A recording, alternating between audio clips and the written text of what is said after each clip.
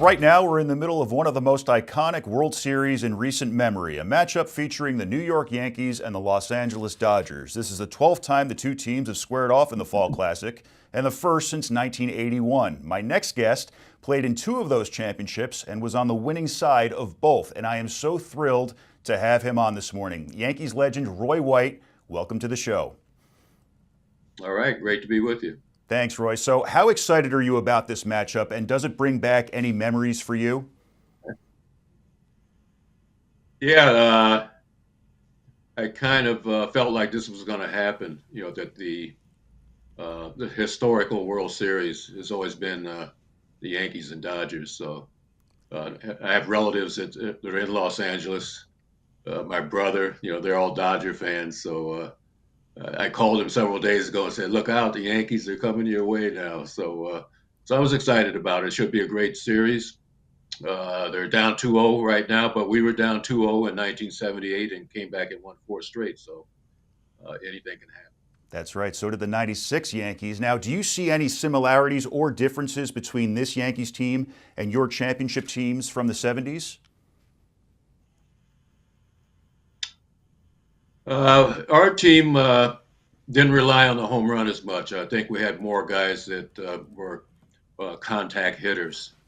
So up and down the lineup, you know, we had guys that could get on base, and we didn't need the home run in order to score runs. So I think that's the biggest difference. The Yankees rely on the home run a lot more than we did. Now, you touched on this point. You're from Compton. The Dodgers moved to Los Angeles in 1958 from Brooklyn when you were a teenager. What was it like for you playing in the World Series in '77 and '78? Because on the one hand, your loyalty is to the Yankees, but on the other, you're playing against your hometown team. So how did you navigate that? Really no problem. Another thing is that Reggie Smith was playing for the Dodgers, and Reggie both came from the same little league, both went to the same high school and played on the same high school team. I was like a senior though, and he was a freshman. So that was really great to get a chance to play against one of my childhood friends. And I never was really a Dodger fan as a kid growing up. Surprisingly, my favorite teams were the Cincinnati Reds and the Cleveland Indians, mainly because I thought they had the most colorful uniform. So, yeah, that's what you do when you're 10 or 11 years old. You know, You picked that's the how you coolest pick your colors, team. yeah. Exactly. Another thing is that '77 we won that World Series, and I wasn't totally happy because I only made two appearances in that series as a pinch hitter. So I felt like I really wasn't a part of it. And in retrospect, uh, I regret, you know, that I thought about it that way. You know, that I was a little too selfish thinking about myself and didn't get to enjoy it. I thought I was going to play against the right-handed pitchers. I was told that by Billy Martin, and Billy didn't keep his word. He didn't start me in any of the games. So I was bitter about that. 1978, totally reverse. I played every game in the World Series, and as you said, my hometown, so I had relatives there. That was the other thing that made it tough about '77 is, you know, my dad and my mom and my relatives are all out there, and I didn't appear really, you know, didn't start in any of those games. And '78, I played every game and also had a pretty good series along with a bunch of us other guys. And so it was great, you know, to win that one in 1978, especially.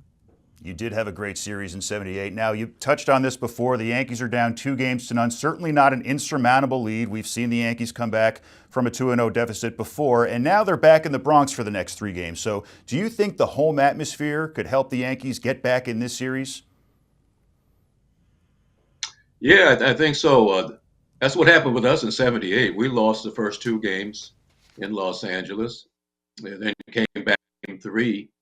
And that was the game that Greg Nettles had like five great plays at third base to stop a lot of Dodger rallies.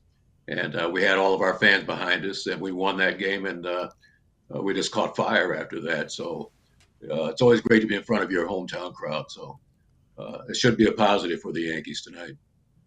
Now, New York and Los Angeles are the country's two biggest markets. Knowing that so many people are watching, can that affect a player's performance even at the major league level? Uh, we're used to playing before big crowds. Of course, the World Series is different because there's a lot more on the line. So, and everybody wants to have a good series. So it's a little more pressure on you. So you really have to kind of tune everything out and try to relax and play your game. And that's the biggest thing. And in these playoffs and World Series, sometimes you go in with a hot bat, and sometimes things can turn cold for you, and it's tough to get your timing back in a short period of time. So that's always a tough part, being in a series like this here. Yeah. And lastly, Roy, what would you say has to change in this series for the Yankees to secure their 28th World Championship title? Well, they need. I think the bottom half of the order has got to be able to do a lot more. You can't just depend on Soto and Judge and Stan to do all the heavy lifting. And that was the difference with us in 1978. Bucky Dent was the MVP.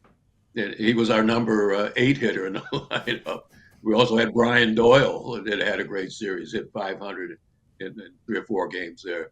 We had Lou Piniella, so we had guys from 5, 6, 7, 8, and 9 that really contributed greatly. So if that could happen with the Yankees, I think they could win it. Time will tell. We will see, and we will root them on. Yankees legend Roy White, thanks so much for taking the time this morning. All right, great to be on with you. Thanks again. Head over to ONNJ.com for the latest news and sports anytime.